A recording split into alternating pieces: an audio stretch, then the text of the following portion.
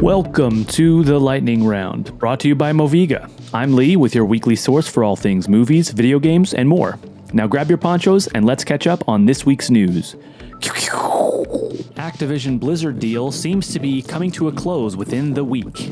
After spending $69 billion with a B, I can't help but wonder what this means for Microsoft and these acquired studios.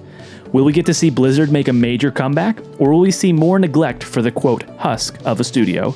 I don't know. What are your thoughts on all this?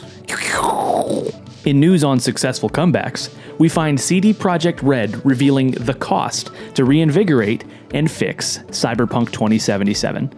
$125 million was spent getting the game back up to par post-launch with the Phantom Liberty DLC and Update 2.0. I have yet to purchase the original game or the DLC, but I would be lying if I told you it didn't look like it was in a worthwhile place. Maybe this means even better things for the Cyberpunk sequel in the works. Ahsoka Season 1 has come and gone, and it has been received with rave review.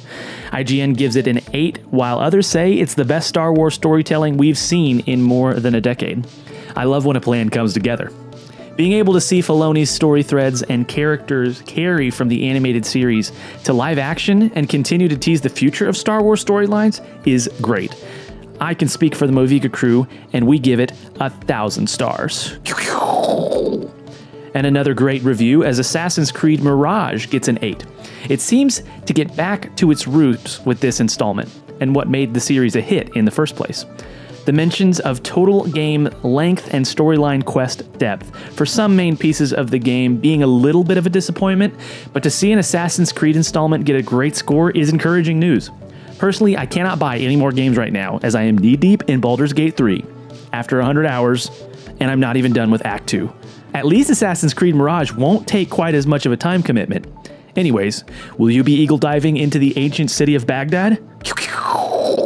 And finally, it's been a few weeks since this initial announcement and drama from Unity, the development engine, as a lot of games expressed major angst and frustration towards the policy change of monetization of 20 cents per download. A lot of companies even mentioned that they may remove their games entirely from downloaded platforms starting on January 1st to avoid going bankrupt from fees. Believe it or not, Unity did backtrack on this initial announcement, and they're working to make better changes to their monetization policy. We'll see what happens in the long run, but I would not be surprised if Unity may have put a final nail in their own coffin. Capitalism, am I right?